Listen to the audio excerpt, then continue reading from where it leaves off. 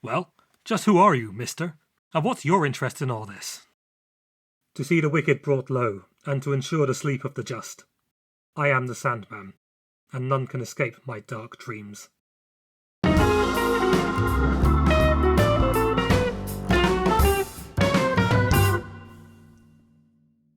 The Sandman. Not Neil Gaiman's floppy-haired goth icon, but the original chap from the 1940s. A man whose costume is little more than a suit and a gas mask. If you see my channel icon, it will be no surprise that he is one of my favourite characters. There's something about his entire modus operandi. Wesley Dodds, driven by prophetic dreams to hunt down evildoers, putting his foes to sleep with tranquilising gas, and leaving a poem at the scene of the crime. One thing that always fascinates me about superheroes is the moment of solidification. The moment when a character's entire sense is fully defined. Like with Superman, whose powers were in a state of flux for several years after his first appearance, or even the first Robin growing up to become Nightwing. The Sandman is a character whose definition came a lot slower than I previously thought, with several of the elements I mentioned earlier only coming into play as late as the 1990s. So let's have a look and see how the Sandman has evolved since his debut. The Sandman first appeared in a New York World's Fair Comics 1939 volume, a preview of sorts for its upcoming feature. He fought spies trying to steal American defence secrets based on weaponry of his own design. We immediately get the Sandman's full methodology here, with his soporific gas putting foes to sleep, his gas mask there to protect him. His calling card? He would reach into his pocket and just leave a load of sand lying around. Pocket sand! Yeah. Yes, exactly. His ongoing stories began in Adventure Comics issue 40, where he took on the Tarantula, a kidnapper and extortionist. His first few appearances in Adventure Comics were very much of the same genre as the accompanying features in the magazine. Lots of guys in suits punching criminals, or adventurers in foreign lands subduing the locals. Dodds had a mixed career, flying planes with some old buddies and telling native tribespeople to worship him as a god. Thankfully, by Adventure Comics 44, the Sandman returned to his pulp roots, settling into a routine of taking on regular criminals while avoiding the police's attention. In Adventure Comics 47, he encountered the Lady in Evening Clothes, an expert safecracker forced into crime with the promise of finding her father. She uncovers Dodd's secret identity, and together they discover that she is Diane Belmont, the long-lost daughter of the district attorney. Becoming a couple, both professionally and personally, the Sandman entered a new phase of his development. The pair solved crimes as a true partnership, with Belmont acting as Dodd's getaway driver, and even dressed up as a Sandman to rescue him on one occasion. The introduction of the Hourman in issue 48 as a new title feature for Adventure Comics heralded a shift in the magazine's focus, as the burgeoning superhero genre began to dominate the comics landscape. The addition of Starman in issue 61 further cemented this trend. The Sandman continues in his pulp detective adventures, but was soon affected by the pressures of the new genre. With Adventure Comics 57, the Sandman took a shift towards the fantastic. Dodds battled evil scientists looking to knock the Earth off its axis, killer flowers, death rays, and shrinking gases. He added a grappling hook gun to his arsenal, the awkwardly named Wirepoon. This culminated with issue 69, where Dodds now wore a yellow and purple costume and ditched his gas mask and sleeping gas. Diane Belmont disappeared entirely, replaced by teenage sidekick Sandy the Golden Boy. Together, they fought giant bees. After a couple of stories, the writer and artist team of Joe Simon and Jack Kirby took over with issue 72, and made their mark by establishing a harder dream motif to the duo. The Sandman was a crime fighter who was a dream of hope to the oppressed, and a nightmare to the evil. Crooks routinely suffered nightmares that the Sandman was coming to get them. A poem would kick off some of the stories, reminding criminals that they won't be able to sleep comfortably in their dreams of ill-gotten gains while the Sandman is about. While we never see him do this, the implication is that he's leaving it behind with the subdued criminals for the police to find. The Sandman was also a founding member of the Justice Society of America, and appeared in their stories in All-Star Comics from issues 3 to 21. His last story in that era was in Adventure Comics 102, and so he disappeared from publication for 2 decades. When the Justice Society made their return to comics in the 1960s Justice League of America, the Sandman was not among the initial group. He was mentioned in passing, so he wasn't forgotten, but a necessary casualty of ensuring that the book wouldn't become too overstuffed with characters. He made his triumphant return in issue 46, with this less than flattering cover appearance. Notably, he was back in a suit and gas mask this time around. His weaponry had also undergone a bit of an evolution, his gun now changing the properties of special sand he sprinkled around, turning it into items as diverse as cinder blocks or handcuffs. We also saw him actually leave the aforementioned poem at the scene of the crime for the first time, beginning a habit that would last for decades to come. These appearances seemed to play up his technical genius more than previously established, which paid off in his final contemporary appearance in the title, issue 113. This story was a spotlight on the Sandman, and an explanation behind two missing elements, the purple and gold outfit and his sidekick Sandy. It turned out that Wesley was working on a special silicoid gun prototype that exploded, transforming Sandy into a monster. As he began to threaten the Earth with violence and destruction, Dodds managed to tranquilise him and kept him comfortable in a velvet-lined cage. So disgusted with what he had done, he destroyed his more colourful outfit and returned to the suit and gas mask. At the end of the story, Sandy regains his senses and tells Wesley that he was in fact perfectly cogent, his initial rampage a reaction to his body's sudden transformation. The issue ends with Wesley a broken man, begging forgiveness. It is just assumed that somebody will cure Sandy. This was the last of the Sandman in the Justice League, at least outside of flashbacks. Two stories in DC Comics Presents finished this plotline, part of the ongoing Whatever Happened to secondary feature in that series. In Whatever Happened to the Sandman, we see that the strain of Sandy's monstrous fate was too much for Wes, and a psychiatrist hypnotises him into forgetting his Sandman identity.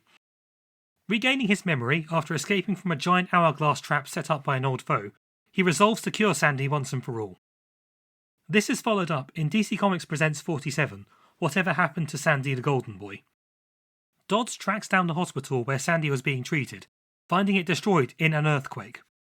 This was actually a ruse by a villain named the Shatterer, who uses Sandy as a conduit for his earthquake machine, putting a museum to ransom for some reason.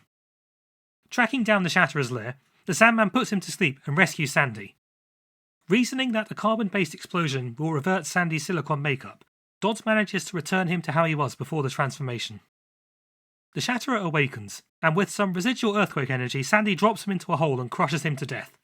Accidentally, of course. You may have noticed there's a load of gaps in the Sandman's story at this point. What was his origin? Why did he change to the purple and gold costume? Why did he suddenly disappear from the Justice Society? Roy Thomas, master of the retcon and obsessive continuity fiend, answered those questions during his tenure with DC throughout the 80s. In the pages of All-Star Squadron, a series set during the 1940s, Thomas explained the reasoning behind the costume change. In issue 18, Diane Belmont is killed investigating a case while disguised as the Sandman, and Wesley resolves never to wear the old suit that led to his love's death. The yellow costume was designed by Diane, and so he wears it in her memory after rejecting it previously. Thomas also established Sandy as Diane's nephew who idolised the Sandman, so Wesley Dodds is no longer casually picking up children to play dress-up with him, but looking after a relative of sorts. In Infinity Inc. 1, Sandman is absent from a Justice Society meeting due to recovering from a stroke that happened off-panel. This thread is followed up in America vs. the Justice Society, a mini-series designed for Thomas to recap the entire history of the JSA while masquerading as a story. Through this series, the Sandman's absence from the Society after All-Star Comics 21 is explained as him suffering a heart attack in 1945, requiring him to take it easy. This physical frailty would come to shape the character, being seen almost always with a cane in future stories, and suffering a stroke again almost immediately after returning from limbo in the 1990s. Finally, in 1986's Secret Origins 7, Roy Thomas gives us the Sandman's origin. In 1939, the New York World's Fair is under attack by the Phantom of the Fair, a costumed crook who threatens the visiting British royal family. Board socialite Wesley Dodds discusses these goings-on with his friend Lee Travis, who is secretly costume crime fighter the Crimson Avenger.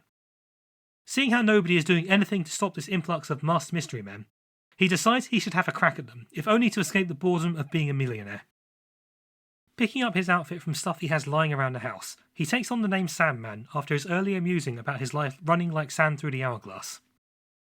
As he stakes out the fair, he saves the king and queen from a robot attack before encountering the Crimson Avenger. Mistaking him for another assailant, they get into fisticuffs before discovering each other's identities. Working together, they stop the Phantom of the Fair from causing any further mayhem. At the end of the adventure, the Crimson Avenger gifts Sandman his gas gun, beginning his heroic career. Everything about the Sandman is happenstance in this origin. His outfit, his gas mask, his weaponry, even his name. Thomas chose to play up the bored Playboy routine with this origin, and as we shall see, very little of this stuck with future tellings. 1988 saw the release of Neil Gaiman's Sandman issue 1. Inspired by the concept behind the 1973 Sandman, a hero who lived in the dream realm and fought nightmares, Gaiman wanted to write his own series exploring that concept a little more. This was not a new series for Wesley, but the story of the demiurgic embodiment of dreaming, Morpheus. Dodds made a very brief appearance in the first issue, for it suggested that his guise as the Sandman was inspired by persistent nightmares caused by the universe trying to replace the imprisoned Morpheus. This thread was picked up by Sandman Mystery Theatre in 1993 by Matt Wagner and Guy Davis. The series reinterpreted the classic character for a more adult audience, telling seedy stories set in post-Prohibition New York. Gone was the dashing playboy of previous years, now a slightly pudgy, bespectacled fellow whose physical prowess came secondary to his deductive skills. His flamboyant cape replaced by a heavy overcoat. He received cryptic dreams pointing him towards horrifying crimes, only gaining respite after bringing the criminals to justice. His guise as the Sandman is inspired by the imprisoned Morpheus, his gas mask similar to the helmet Morpheus wears in addition to the obvious utilitarian uses for when he's throwing around paralysing gases. The crossover special, Sandman Midnight Theatre, explained the Morpheus connection as Dodds containing a piece of his soul, undoubtedly giving him his link to the dreaming world. Diane Belmont returned, this time without the orphaned youth and criminal past. She served as a secondary protagonist, alternating with Wesley as a narrator throughout the series. Being part of DC's Vertigo imprint, designed to tell more mature stories, its canonicity with the regular DC universe is a little suspect.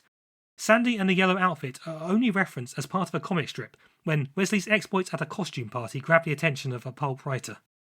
The series also referenced several other DC characters, including an arc based on the Hourman's first appearance, and a revision of his encounter with the Phantom of the Fair, which takes place a lot farther in his career than previously shown.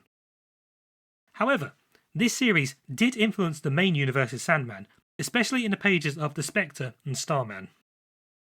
In July 1994, in The Spectre 20, an elderly Dodds is one of the Justice Society members contacted by Professor Nicodemus Hazard, who's looking for information on Jim Corrigan, the alter ego of the Spectre. Wesley displays a knowledge of the dream realm and asks Hazard to intercede on his behalf to get back the old dreams, the ones he had when he was younger that made him what he was. In Starman 22-25, the story arc Sand and Stars crossed over with Sandman Mystery Theatre. The tale opens with a cryptic dream framed in the same format as the dreams that open Wesley's stories in that series. While there aren't any explicit references to Dodds' dreams, it is very clearly influenced heavily by this interpretation of a character, with Dodds sporting a heavy overcoat instead of a cape, and a dream journal in the final panel of the story to hint at his nocturnal activities. It also retcons Diane Belmont's death from All-Star Squadron by showing her not only as alive, but a Nobel Prize-winning author, a nod to her literary aspersions in later issues of Sandman Mystery Theatre. An issue of the crossover even featured a flashback to the 40s, drawn largely by artist Guy Davis, to cement the connection between Mystery Theatre and the present day. Sandman Mystery Theatre returns the favour in issues 37 through 40 with The Mist, a story where we see some of the events alluded to in Starman. Wesley Dodds' first meeting with Ted Knight, Starman, and their first encounter with arch-foe, The Mist. In the Elseworlds story Kingdom Come, a dying Wesley's visions are passed on to our point-of-view character Norman McKay, described by the Spectre as a power even he did not fully understand. Surprisingly, this is actually the first time Wesley is explicitly confirmed as having his dreaming power outside of Mystery Theatre. So from this point on, the Sandman was firmly established. His dreaming is brought up in almost every appearance going forward, including in tales set during the 1940s. The yellow suit is rarely discussed except in passing. His appearances are almost always in a suit and gas mask, and even the cape tends to be displaced in favour of the overcoat these days. Sandy has largely taken up the Sandman mantle in modern times. When Wesley dies in JSA Secret Files 1, he passes his dreams on to Sandy. All grown up, he takes on the name Sand, and discovers that he is still a silicon-based being, but with much finer control over his geomancy. In 2007, he took on his mentor's identity as a Sandman, getting a small amount of page time in Jeff Johns' overstuffed Justice Society of America run. In this, the incessant dreams warning him of terrible crimes have driven him to insomnia. In current continuity, he has returned to his Sand persona, still fighting alongside the JSA. Until Mystery Theatre, it felt like nobody really knew what to do with the Sandman. His constantly shifting focus, his outfits and abilities, until they settled on his sleeping divinations. I expect one of the reasons is because the character is so visually striking, people wanted to use him. He's just a guy in a suit, yet he walks alongside people like the Green Lantern or the Spectre. The gas mask is itself a common feature in people's nightmares, and later interpretations lean on this to give him a dark and terrifying appearance. A common feature is a consistent reinterpretation of the name. While evidently inspired by the Sandman of myth, hence the sleeping gas, sometimes creators have taken the name more literally. When he returned in Justice League of America, the special transforming sand he used gave his name a more materialistic truth, alongside the bizarre epithets like the grainy gladiator. As is fitting with the more science fiction bent that the Silver Age DC Comics lent towards, his technical genius was played up a lot more, helping to differentiate him from the other unpowered mystery men, like Batman or Wildcat. Another aspect of the character is his all-too-human frailty. In his earliest features, he would regularly receive injury, often getting shot, and would be shown taking time to recover. It is likely this is why he soon suffered heart attacks and strokes, unlike his more godly brethren. He is very human and not a physical specimen of perfection. Sandman Mystery Theatre took all of this into account in how it crafted this definitive version of the character. When he wears the gas mask, he takes on a more spectral air, appearing and disappearing in clouds of gas, speaking in a high-minded and poetic manner to intimidate and confuse his foes. This could be read as the influence of the portion of Morpheus within him, colouring his actions as a higher being, or just an underappreciated talent for acting. He is far less physical than in previous incarnations, relying on his knockout gas to leave antagonists a waiting present for the police. His few physical altercations often involve desperately holding foes off before gassing them, rather than the good old American sock in the jaw his older stories favour. This is another necessary concession to reality in the chosen way to fight crime, as he needs to wear the mask so he doesn't gas himself, but it's terrible for visibility. An interview in Wizard Magazine 30 discusses this, with interviewer Paul Grant speaking to writer Matt Magner. Neil Gaiman pointed out to me that a gas mask is possibly the single worst disguise anyone could use because, while it does cover the face, it limits your vision. You can't hear anything but your own breath, and everything smells like a gas mask. Right, and his method of combat is very non-combative. He puts people to sleep.